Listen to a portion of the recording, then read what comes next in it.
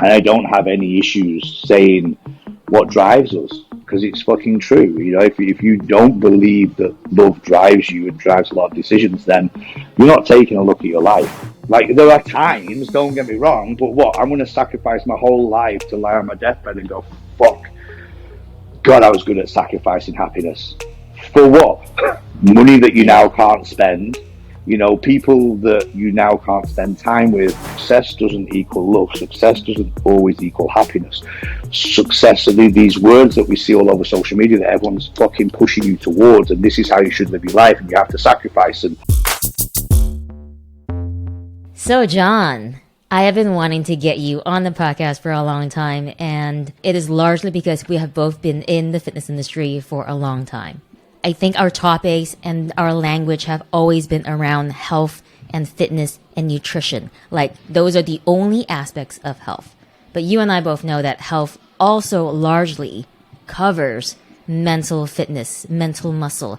How are we putting in those reps when it comes to our emotional and psychological health? So just to catch everybody up, could you give us a rundown on how you have been dealing with your obstacles? Maybe not from the beginning, because we ain't got all year, but more recently, what have you been really working on, and how has it shaped you to who you are right now this minute? I think that I guess the most recent thing that I've started to have, which I've never had in my life before, is a level of anxiety. And I don't talk about it much to anybody. Like, I think I've told one or two people that I get anxious about things. My process is always to try and work out, or at least do some sort of study as to what generally causes these things, so that I have an understanding of which fits me, right? Because anyone can kind of give you advice on how to do things that help, you know, ease something like anxiety, let's say. But the bottom line is everybody's anxiety, everybody's stress, everybody's problems are very different and very personal. I've always been a feelings type person anyway. I'm very logical, but I don't run on logic. Everything I've ever done has generally been emotional and feelings, and I think we are driven by that, in my opinion. We're not driven by logic. If we were driven by logic, we would be very boring people. And we wouldn't have many problems, because logic, we always know the right and wrong and the fucking sensible thing to do, pretty much. But when something's going on and everyone's feeling of anxiety, I guess, is different, it's a feeling that it's not a mental thing. It's not something that I'm kind of, you know, I can control easily just with my brain, because I get, you know, I can't even explain the feeling to it. It's not so much a shortness of breath, but there's something going on, and I feel it physically, and I have to try and work out how to kind of calm that down. What is it that's making me feel anxious? And then I have to take some sort of action to get rid of it. Because what I thought and what I realized when I was younger, and how I've usually dealt with stress and any of these sort of things, is to train. Usually I just fucking train my ass off and I feel better. But more recently, the last year or two, training's not been quite enough. I am still stressing about it whilst training, and that never used to be me. And that's when I was like, okay, fuck, this is a bit of a problem. Normally I just go and sweat it out and I feel better. When I'm still feeling during training, I'm like, okay, I have to probably try to come at this from another angle. So now what I tend to try and do is acknowledge very quickly what it is that's causing the anxiety and do something about it. And my anxiety is based around fear, and it's fear of losing everything I've built up over the last however many years, right? And it's completely illogical. You know, I have never, since I left school at 15, I've never not had a job. I've always worked. I've never not had any money. Now, no, it doesn't mean I've had a lot of money, but I've never, you know, I've never been homeless. I've never not found a way to make just enough money to get by, right? And yet all of a sudden at 48 years old, I'm like, fuck, what if the business didn't work? What if all of a sudden I had to go and get a normal job? What if, you know, this was my salary and not this? And how would my life change? And all of a sudden it's been this big thing of like gaining things. And maybe like my biggest growth spurt from, I guess, a wealth point of view has been the last 10 years. In a way, it's been a short amount of time that all of a sudden I've gone from being scraping by and being happy till I was like 40 years old and being fine. Like I didn't really care about my lifestyle, to the last 10 years been about, okay, I need to try and earn more money. I need to try and save. I need to try and think about my future. And I think a lot of it's come from like, this could all be taken away, which is totally illogical because all taken away is an exaggeration. I'm not necessarily going to go from running my own business to being homeless overnight, right? So Yeah. my stress is illogical, and I know it is. Like, I'll do little things like I avoid knowing maybe the exact numbers or something like this. So let's say it's a financial thing, I'll just not look at my bank account. So when I feel this coming on and I notice myself like not checking on things because I want to wait till it looks better so that makes me feel better, I go, fuck it. Get on the bank account, look at the numbers, start planning, talk about what we can do to improve whatever I need to improve, put some things in place, and that tends to take it away. Once I've actioned something, whether it works or not, at least I've done something to try and kind of propel whatever the problem and the issue is forward. If it doesn't work, it doesn't work. I've always been a take action type person anyway, and I do tend to preach that a lot to people, but I think I've had to practice it more on myself the last few years than ever. I think I always thought I'm a take action guy, until you realize or something shows you that actually you're a take action guy on most things. But there's always something where you go, I don't really want to face that. Maybe I'll look at it tomorrow. Maybe let's see what it looks like next week. And I know I have to catch myself putting things off rather than face whatever the truth of the situation is and just go, fuck, right, this is the situation, what we're going to do about it. So I've been working, that's probably what I've been working hardest on with myself recently, is not avoiding things. And for me, I've never avoided much anyway, but I've found myself, even if it's for a few days or a week, it doesn't help. So I've been like, I'm not letting it go anymore. It's like, okay, deal with it. Let's work out what to do and let's move forward. Because all I care about is taking that feeling away. Because if anyone gets anxiety or anything like that, it's a horrible feeling. I've never had it in my life. It's not terrible, but like you said, there's that chance of it manifesting and getting worse. And I knew I had to kind of find a way of easing it. It's not always about curing it. And I say this to a lot of people that get stressed about things. It's like, well, the only real way to get rid of a stress is to get the stress out of your life, and that's not always possible. Like, I have to accept there's a level of stress and ownership that comes with running a business that until you maybe get it wherever you need to get it, that's always going to be a problem. I can't run away from it. I can't just go, okay, fuck it, jump on a plane and leave, and my stress would go away, but then I'd get a new one because I've left the business, and I might enjoy the beach for a couple of weeks, and then I'm kind of like, oh fuck, now what? Understanding that to a certain degree, sometimes you trapped is not the right word, because I've always wanted what I have. I've worked in gyms my whole life. I've always wanted my own gym. I love being in the gym. I'm not very good with the online world. I don't want to master being an online coach and all that stuff. I love the visceral feel of people being in my gym, speaking to people one-on-one. I don't ever want to lose that.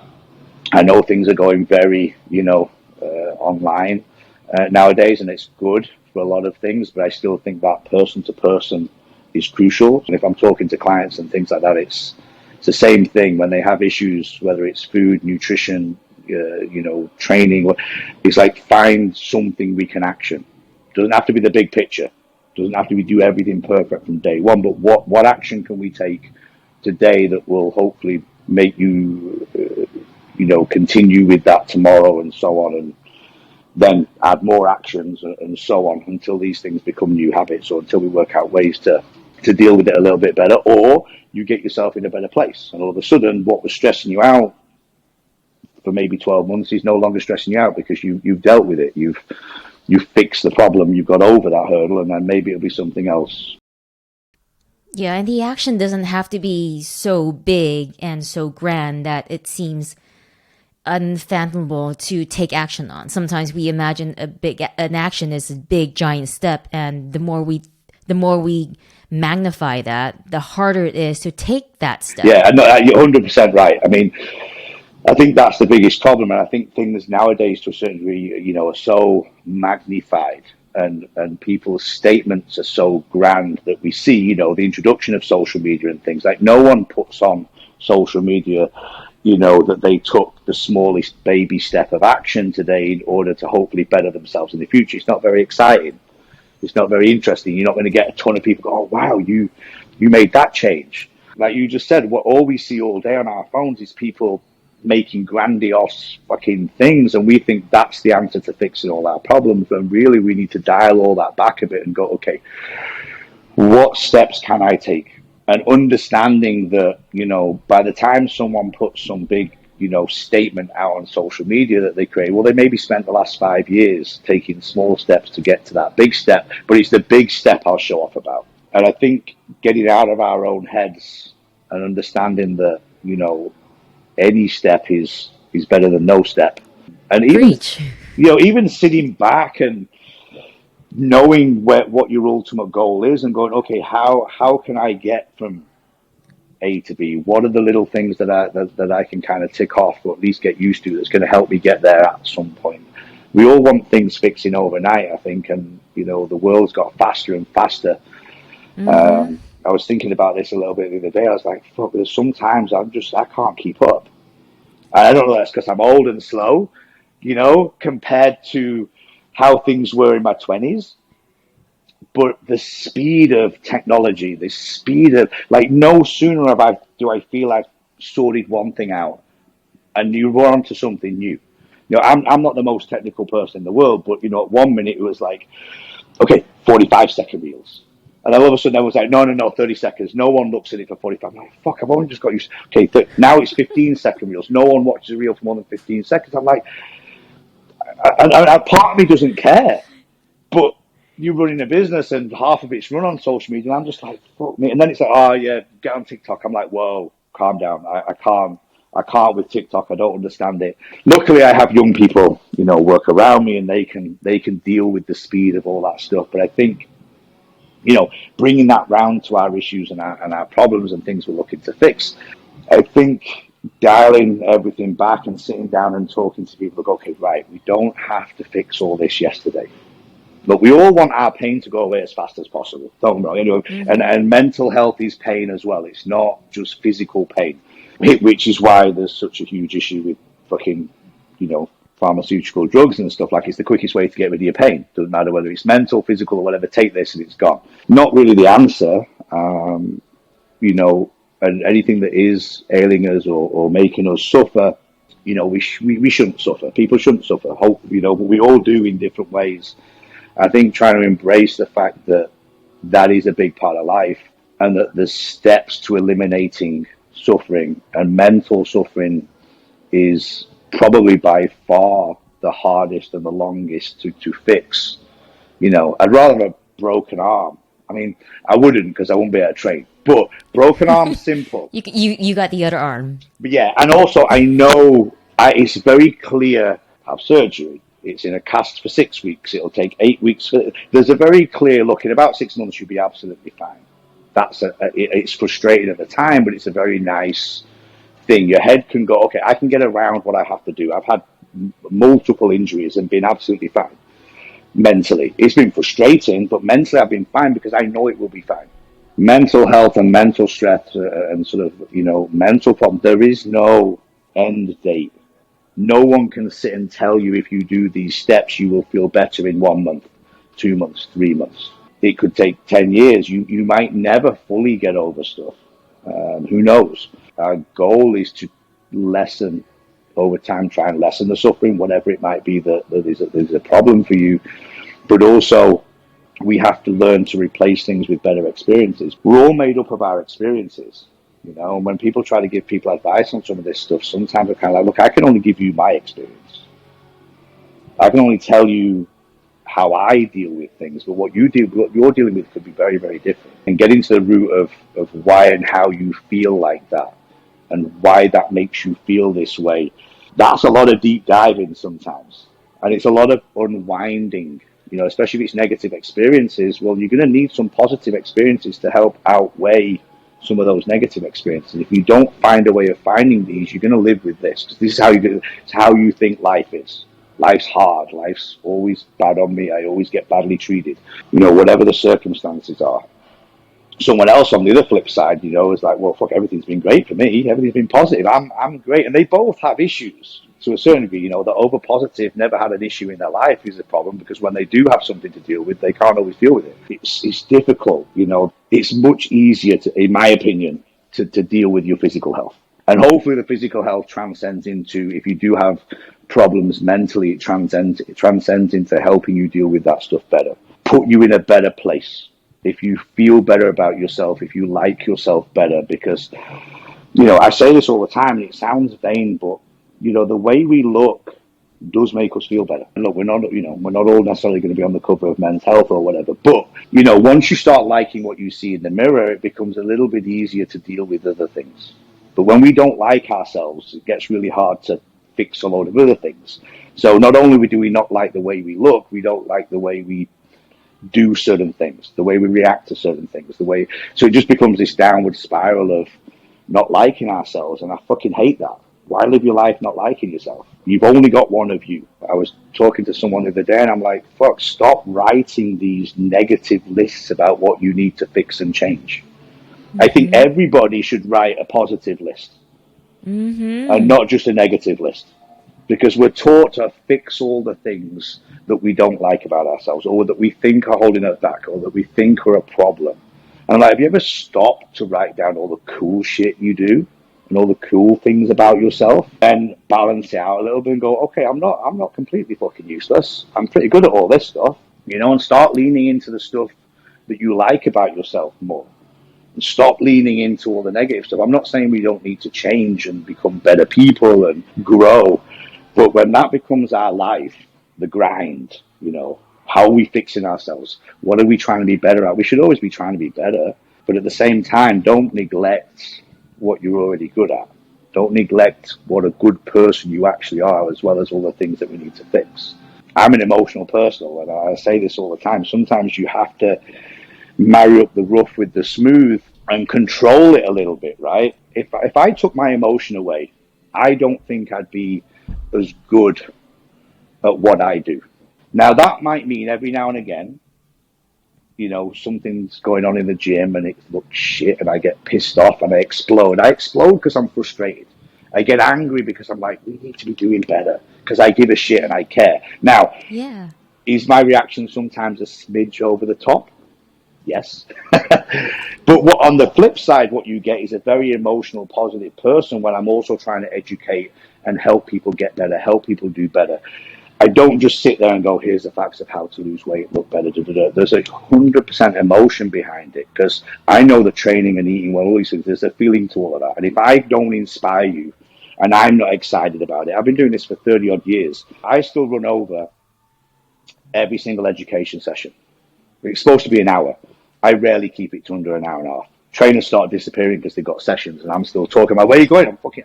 Because I go off on tangents, because I love talking about this stuff. I've done this for 30 years. I could quite easily just be like, yeah, this is how you do it, and shoot off and care about myself. But the minute I start, I can't stop. And that emotion has to go both ways. You take away my emotion when it's negative, which is sometimes, anger, frustration, say something I shouldn't. I'll catch myself later, apologize, be like, whatever. And it's not good, and I have to kind of work on it a little. But at the same time, instead of dwelling on, I have to fix, my, I guess, let's say, temper, frustration, when it arises, it's like, yeah, but if you didn't have that, you wouldn't have the flip positive side. You'd be this neutral person with no emotion. And in my industry, I'm not sure that's necessarily a good thing. I'm not sure in life it's a good thing. We live on our emotions. I acknowledge when our emotions are not serving us very well, but also acknowledge that they also help us do a lot of fucking great things.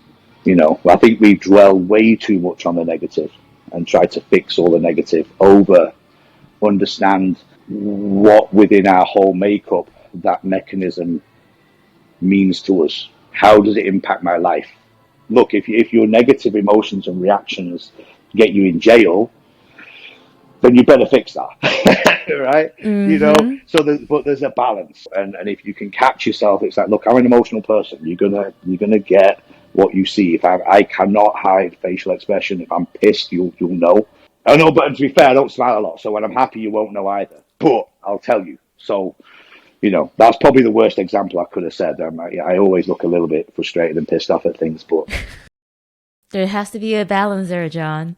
You know, how you are right now just seems so real. Like, dude, this is a real dude. And this is a real dude who sounds proud that he is driven by emotions. At the same time, you're not letting emotions overrule you. And I think that is the big thing that people think that what emotions are going to do, that emotions are going to make you irrational, which scientific evidence say yes, but it doesn't make you a different gender than what you are. Let's say if you're a man and you feel emotional, it doesn't make you less manly. Yeah, and you touch on a whole other point. I think this whole, like you say, culture of what we're supposed to be and what we're supposed to look at. Like, look, I'm as old school as they come. Fucking hell, when it comes to talking about feelings and things like that, it's like, I do it a lot more now, without a doubt, with certain people. Generally, I've come from a culture of hiding all of that, a generation of pretty much hiding all of that stuff. It's the stoic generation. Everything is grand. Well, it's always, and we've all got friends, right? You're always the one where you're like, fucking nobody ever, and I don't mean this disrespectfully at all, but because I've always been the helper, no one ever asks me how I am. I've got best friends every now and again. We're starting to do it now. I've got a couple of best friends in the UK, and we're all in our 40s. And it's took till the last year or so for us all to start going, hey, are you okay? And we're like, we would never have done that. So things are getting a little bit better. We're all from the same generation now. We do, and I think social media helps because if you know your friends, they start posting weird shit, and you're like, what's going on? And even then, look, men are typical. We're like, yeah, I'm all good. All right, cool. But it's getting past that first 3 seconds of yeah, I'm all good, kind of overriding that instinct of like, leave it right there and just move on to the next topic or just hang up. How do you push past that with friends of yours? Maybe some friends who you already don't need to do that, but some other friends who you can feel there's a lot of resistance there. I think you have to create an environment and you have to listen. You can't force someone to open up. And nor should you probably, because it can build your wall up more if you're not ready to share, right? And I think it comes back to what we were just saying earlier. Like, you're not going to fix someone's problem in one call, maybe. You might call someone and you might get a feel that there's something going on. And you might be, hey, you okay? Is there anything you need help with? Anything can help? And you can tell whether there's still a bit of resistance to talk. Don't push them at that point. Just talk, maybe move on to another topic, hang up, and then reach out again a week later. I think the problem is if we don't feel we can help immediately, we kind of stop trying. Yeah, we think that the solution must be present in order for us to connect and talk. Well, they're not going to tell me anyway, so what's the point in asking? What I do nowadays a lot is I just ask anyway. I'll send her, hey, how you doing? Especially with some of we're terrible. Fucking, I've got some of my best friends, we barely speak. But when we do, it's like straight back into the old routine. I'll go to the UK, I might not see them sometimes for 2 years, and straight away we're talking like I never left. You have to be in a position where you're willing to open up a bit yourself, maybe to help the other person open up. So, if you know that someone's going through an issue, especially someone like me, because again, I think the impression of me sometimes is that I don't ever have any problems. Mentally, I'm very strong, and which is not true. We're all mentally weak in certain areas of our lives. But the impression that different people give off, we assume. Everybody assumes. This is why, unfortunately, and not to go down a dark path of suicide and things, but I've had a lot of friends, over the last few years, especially in my 40s, unfortunately kill themselves. And I would never have known that they had that big a problem. Because when it's that deep rooted, it's very hard to see coming. And maybe whilst afterwards you put a few things together and go, fuck, actually, I didn't realize, right? Because people are never going to really open up straight away. And again, that's what I mean about sometimes creating the environment. So sometimes if I'm sat with a friend and I can see they've got a bit of a problem, they start to really talk about it a little bit, but I know they're not going to really open up.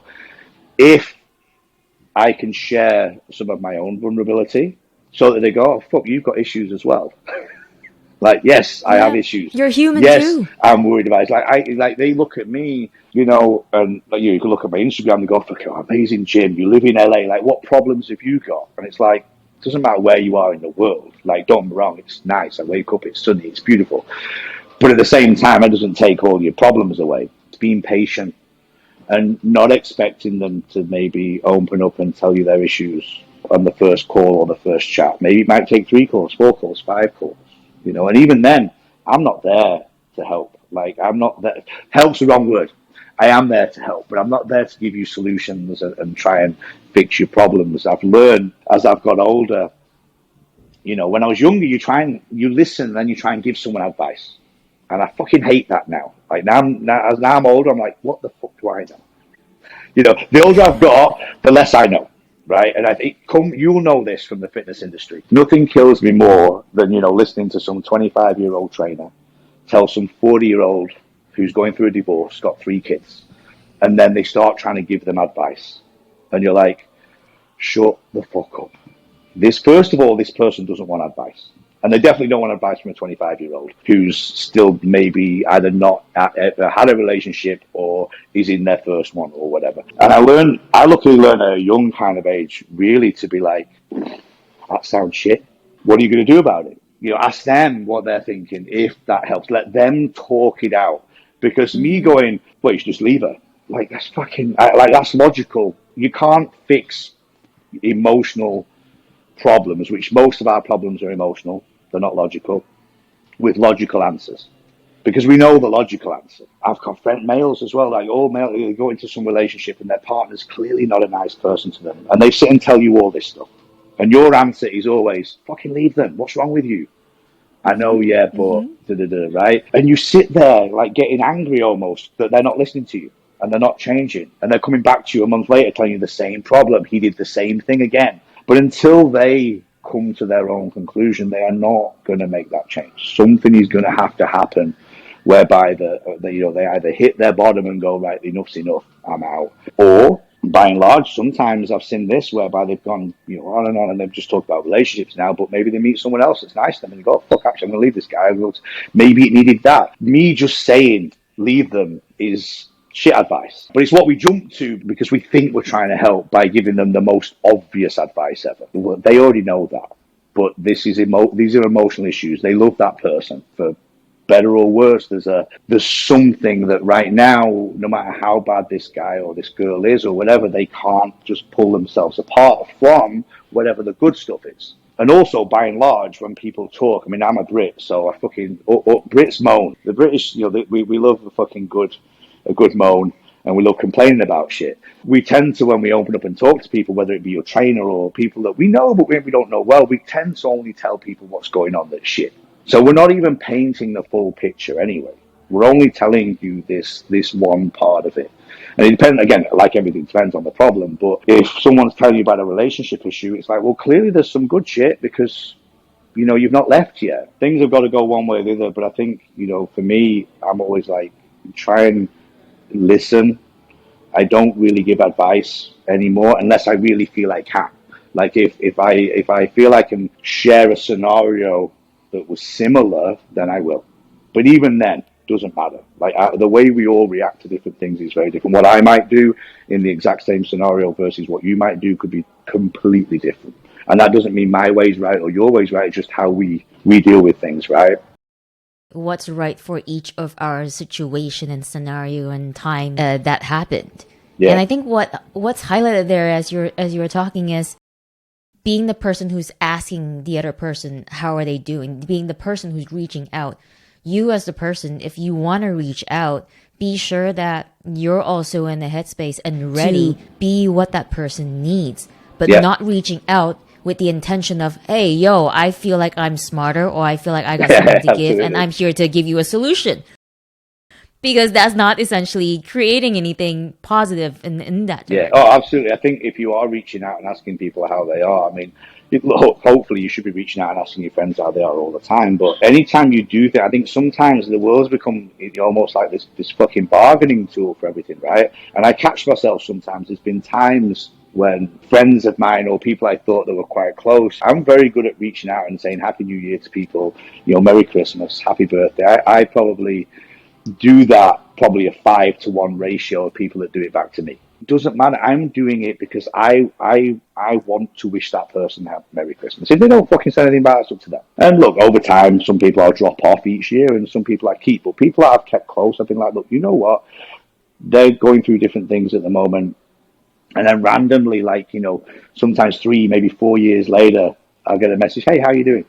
And I believe it's because I kept that connection. Even if they didn't, and maybe they've come out of a relationship or whatever, all of a sudden it's like, maybe I'll just see how John's doing. And it's always random, but I think, okay, well, maybe it's because I at least kept that connection with people I care about for whatever reason. Whether they care about me back in the same way needs not to be relevant. And I think, we live in a world, well, they haven't spoken to me for ages, so why should I speak to them? It's like, Yeah. well, A tit for tat or transactional also in a way. Yes, if those people were close to you at some point in your life and you want to keep them close in some way, or at least keep it open that if you ever need me, you can contact me. And even if that's just a simple, like I said, wishing happy birthday, wishing Merry Christmas, wishing Happy New Year, even if they've not messaged at you for a couple of years, who knows? That might be just enough that when all of a sudden they're in a situation where they're like, I need to talk to someone, or I just want to say hi to someone, and they remember how we used to converse or talk, and they contact me, then great. And some people will drop off your list, but I have a handful of people on my list, and no matter what, I'll message. And if they don't message back, they don't message back. But I'm not going into it anymore with any feelings of I'm expecting a response. So if you don't respond, that's cool. That's up to you. I'm doing it because I want to reach out. Yeah, you're really doing things like reaching out it's for you. Things like forgiving someone, it's actually for you than actually for that someone. Yeah, I know I've done it and I feel better for doing it. And I've learned to not feel bad if it's not massively reciprocated, right? I remember the first time, a homeless person was like rattling the thing for some money. And I remember years ago again, don't give them money because they're just going to go and get drugs with it. I've learned actually, just give them a bit of what they want, right, to them. But I was one of them holier than fucking thou people that be like, look, I'll go in and get you a sandwich because you need to eat, right? Do you need to eat or do you want money? And I give this guy a fucking sandwich. I think it was like a Greg's back in the UK or something. And he literally fucking threw it in my face. Like, I wanted money. And I was so fucking annoyed. But I learned, and this is back, again, this was like, I was going a little bit more into, I was looking into the spiritual side of things. And this is back in Manchester. I was doing a lot of yoga. And, I went down a path of trying to work all that sort of stuff out. And again, an old teacher of mine taught me that, your intentions, if your intentions are pure, the reaction shouldn't matter. And I was like, it's a good point. Especially talking to someone who's emotional, right? You give me a bad fucking reaction, and I'm likely to fucking explode. And this was like nearly 20 years ago, maybe. And that one lesson stuck with me because I was like, look, you know what? Regardless of that person's reaction, I wanted to do that because I thought that was a good thing, and it was still a good thing. Their reaction is not my problem. And I've slowly took that into business and work and all these sort of things. Sometimes tough conversations maybe have to be had. I've had to let certain members of staff go here and there over the years. I've been running, this business for four years now, and I was managing my previous business. So, my last sort of 8 years has been all managing people, and I've done it previous when I was even younger. And I used to sometimes avoid certain conversations or avoid certain things. And I teach this all young managers and new managers now because they're always concerned about the other person's reaction. I'm like, well, okay, if you're dealing with a situation that is based pretty much on facts, obviously there's a way to deal with the situation, there's a way to talk about it, but you cannot control that other person's reaction. That's on them.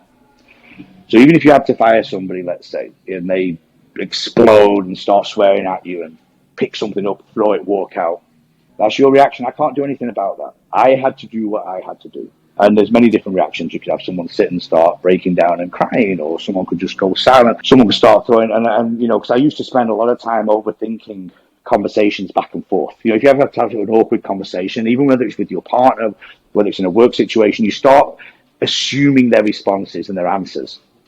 And you start trying to combat them in your mind, right? I lay awake all night and I've created a massive dialect. If they say that, I'll say this. If they fucking waste time. Because they never react exactly how you think they're going to react. Nope. So you usually have to be, on the fly with the reaction. I don't really worry about how someone's going to react about anything now. And as long as I know my intention with whatever I'm doing or saying to that person at that time is pure, and it's either, in my opinion, for their own good, for the business's own good, for the good of whatever it might be. They take what I say badly. It's like, criticism. I don't try to criticize anything ever, like personally, but I'm in the business of educating coaches and trainers and teaching people to become better coaches. If I just pat you on the back all the time and tell you you're amazing, I'm not really doing a very good job. Sometimes I'm going to have to say, I think we can do better with this, or maybe we need to work harder on this area of your work or whatever. You know, worrying about how they're going to respond is a complete waste of time.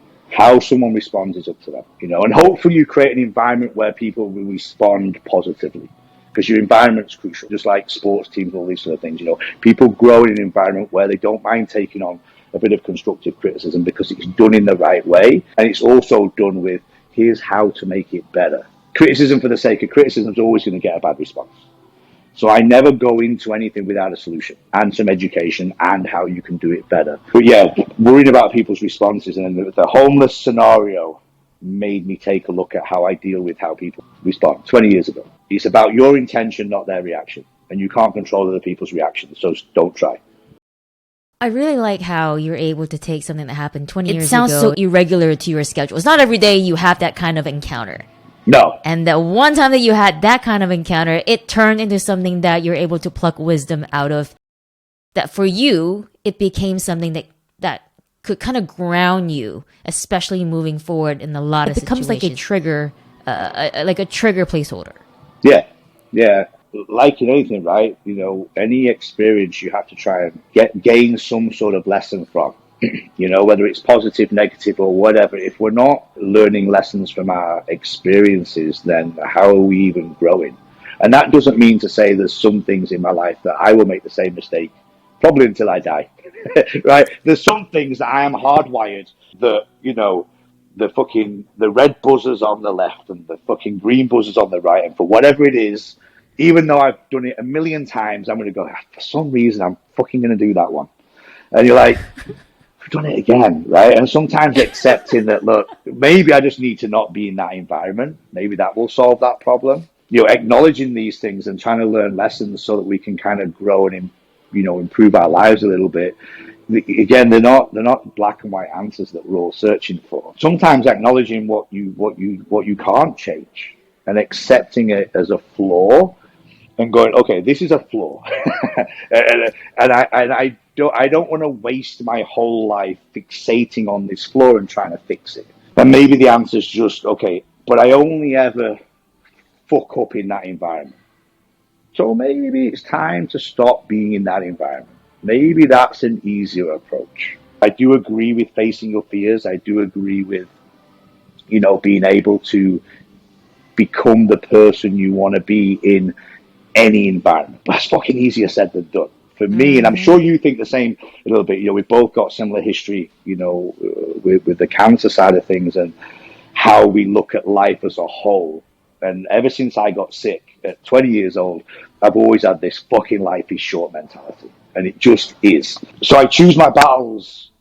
No, I'm not saying more wisely than other people, but like I said, when it comes to what I'm going to stress myself out about myself, you know, I choose my battles as to what I want to work on and what I maybe want to avoid, and how I can navigate becoming a better person whilst not getting all fixated on everything I need to fix about myself, because it's just not a positive way to live your life unless the negative things are causing big negatives in your life, and you have to get out of that stuff. You know, when I was doing a lot of the yoga stuff, I went off to New York, and this is where I realized that environment and time.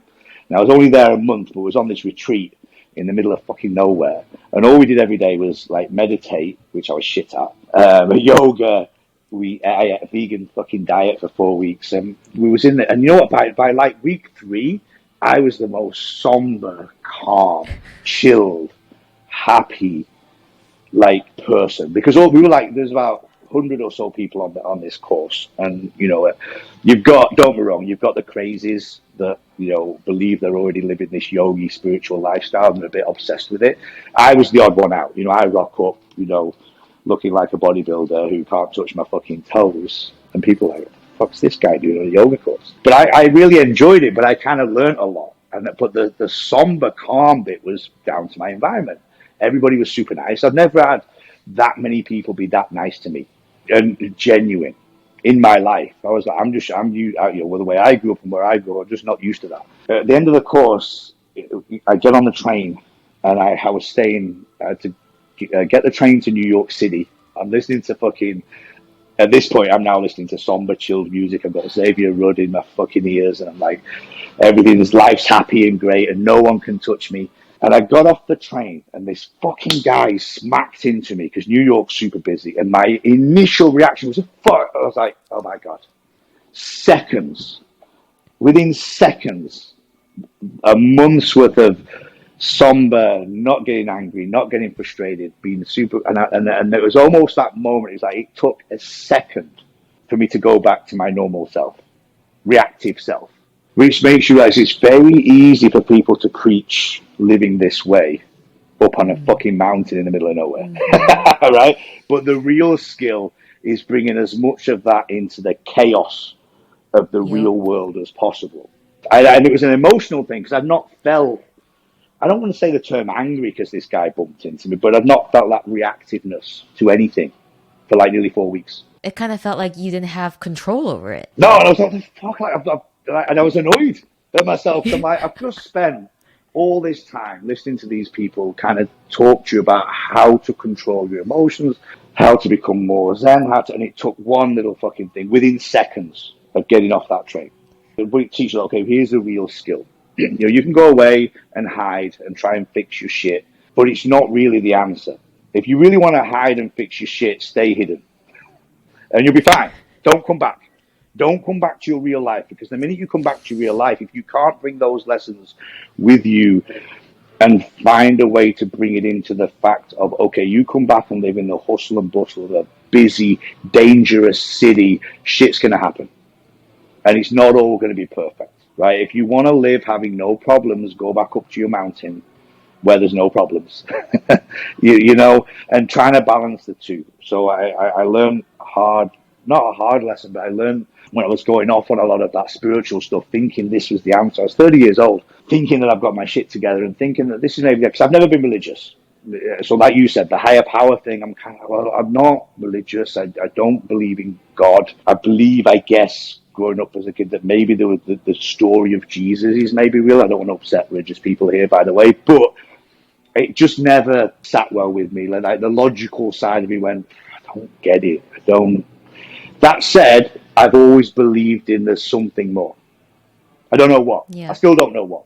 If someone says, what do you see as your, like, as a higher power? I'm like, I don't really know. But the one thing I did learn, the spiritual kind of yogic, it's not so much yogic religion, a lot of it's taken from Hebrew, but they do teach that basically, whether you call, it God, or you give it a name or whatever, really it's you. You're your higher power. If God is the thing that you're chasing, it lives in you. Really, your whole life comes down to you and your own decisions and how you deal with things and how you communicate and relate to other people. I still have a big belief that we are all one.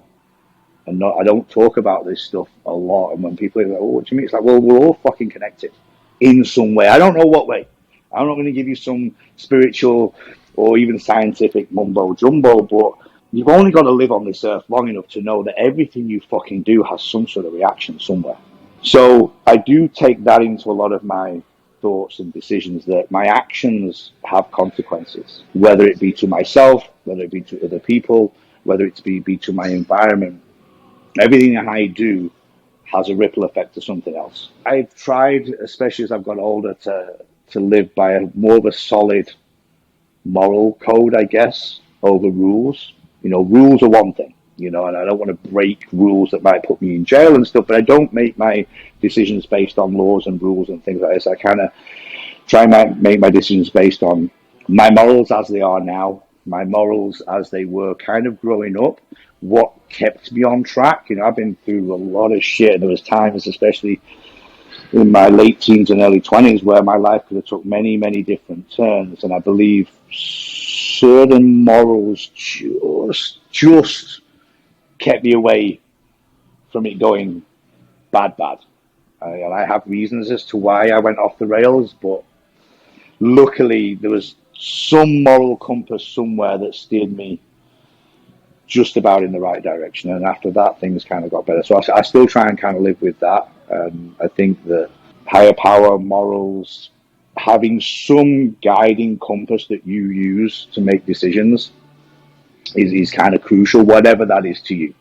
You know, we all think everything's a cult. It's like, well, we all live in some sort of cult. That's why we do our own little thing. And anything outside of that feels a bit alien. You know, you put me in the gyms and I'm any gym, fight gym, fucking gym, and I'm at home.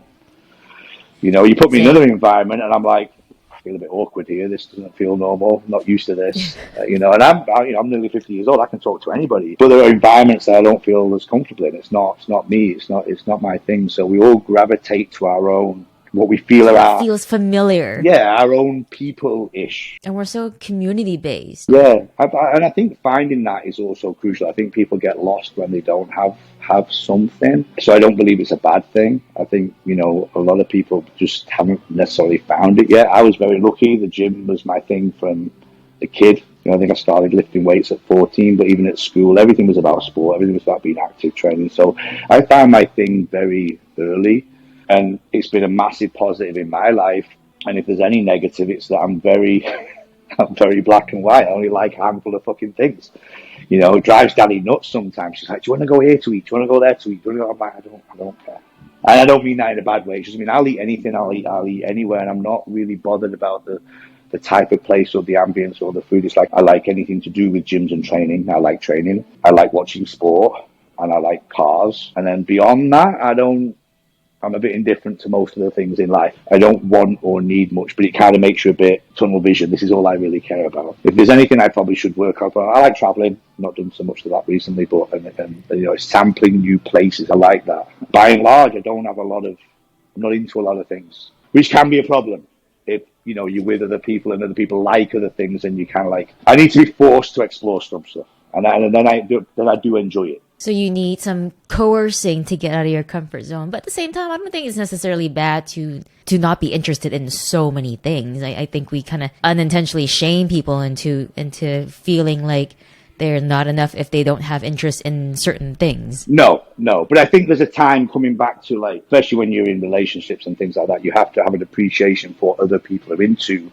And whilst it might not be 100% your thing, you want to make an effort to support and do some of that. But also, sometimes I go off and do these things because it's an inbuilt reaction to me. I don't like that.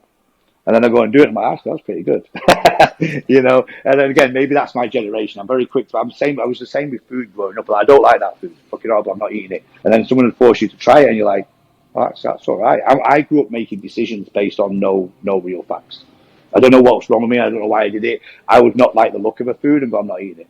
You should drive my parents mad. And of course, they would label it as, oh, he's a picky eater. Exactly. But unfortunately, that label sticks. Yeah. And then I'd be forced to try it at some point as I got a bit older. I'd be like, oh, this is really nice. This is what I've been missing out on. And that was purely my own stubbornness. When I first moved to Hong Kong, you know, everyone in Hong Kong's obsessed with fucking walking, you know, and hiking, right? And I was like, I fucking hate hiking. Because I'm 100 miles an hour. So I don't really like walking. You know, walking to me is getting from A to B. And I'm still a little bit like this now. But when I got forced to do some of those walks, I say forced not the right word, but you know, Danny is so, let's go and do this one, because the views are amazing. I'm like, wow, this is really fucking cool. Like, I have been to some of the most amazing countries in the world. I've driven 10 hours, you know, to look at an amazing view in Australia. And after about a 1 minute look at the view, I'm like, right, we're going to go get food now. And everyone would be like, can you just soak this in? I'm like, trees, great, beautiful, let's go. So, you know, I have to learn to slow down a little bit and appreciate other things in life other than what I like. So I do think there's still work to be done there to appreciate things. I need to slow down, stand and look at shit around me a little bit more, which I think helps you appreciate everything. You know, when you're 100 miles an hour, you stop appreciating things. Including our relationships. Absolutely. When you start appreciating what you have at home instead of always kind of being stuck in that critical mode or looking for things that are lacking. Yeah. And because I think, unfortunately, that emotion is more powerful than negative emotion tends to supersede positive emotion to a certain degree if we're not careful. The honeymoon period in any relationship, that first whatever, however long it takes, maybe 6 months or so, and everything's perfect, everything's amazing, and I fucking love that part where all of a sudden nothing else matters. Your work's a bit secondary. You're doing things you wouldn't normally do, like let's go have a few drinks on a fucking Wednesday night, and then slowly you both simmer back into kind of your routines because you're like, look, this living like this can't necessarily go forever because I can't go to work tired all the time. But you during that phase, you're not tired. That's the funny thing about love in general, whether it's love, for your partner, your work, your environment, whatever you do. And I think chasing that as part of your life's mission is fucking crucial. Because if I didn't love what I did, yes, sure, I'm tired. Sure, I don't always want to do it, but I can be, falling asleep 1 minute and wide awake, teaching the team, or a client comes in. And as soon as I start doing what I do, I get this second wind of energy. Now, I might pass out later, especially now I'm a little older and I'm fucking tired and I get complained at for going to bed at 8:30. But I find energy no matter what for this environment. I'm as tired as everybody else. Fucking alarm goes off, don't want to get up. But once I'm on, I'm on. And I'm finding that new relationship energies like that. You do a ton of stuff that you wouldn't normally do and you're never tired. You could not sleep for weeks. You know that feeling? And it's like, it's fucking amazing. And we should attempt to chase a little bit more of that. For me, certainly, it's definitely there's an age fucking thing. I'm not as energetic as I used to be, without a doubt. But at the same time, it's like, okay, I need to make sure I'm not getting bored. And like you said, I'm looking at the positive things. I'm looking at these are good things. I'll deal with work. Stop worrying about being tired. Stop worrying about if I do this, then I'll be tired for work, and then this one goes well. It's like when you have little phases of your life where you focus purely on something you love, everything else fucking works well anyway, So relationship, work, find communities, find things that you love doing, and I think in general it just makes life a little bit easier. I've been very lucky. I've lived my life in an environment I love. By and large, I've had some positive relationships. In my time, I've never really had a bad relationship, I wouldn't say. So I've been surrounded by things I love pretty much my whole life, which is a good thing. That doesn't mean to say I've not had a ton of issues and problems. But I think that also speaks about your choices. Because you might say that, oh, I've always had good relationships and really have a bad relationship. It's not to say that, oh, you were handed something really easy to deal with.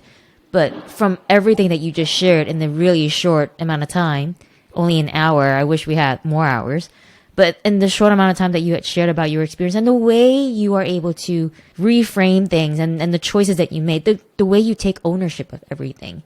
Of course, you wouldn't feel like you had bad relationships because they are largely based on the choices that you made and how you owned up to them. Yeah, no, absolutely. I mean, God, we didn't even touch on ownership and all that sort of stuff, but yeah, owning your problems, owning your mistakes, owning your part in something, is crucial. And a relationship's no different, right? So you've got to understand that, it's two people trying to gel together. You're not both perfect. Something gets you together. There's some sort of, I don't know, chemical, fucking whatever. Fuck knows how that works. What do I need to be to make sure that this person stays as happy as possible without, losing yourself, without being false? In most of my relationships, I just learned to be honest from day one.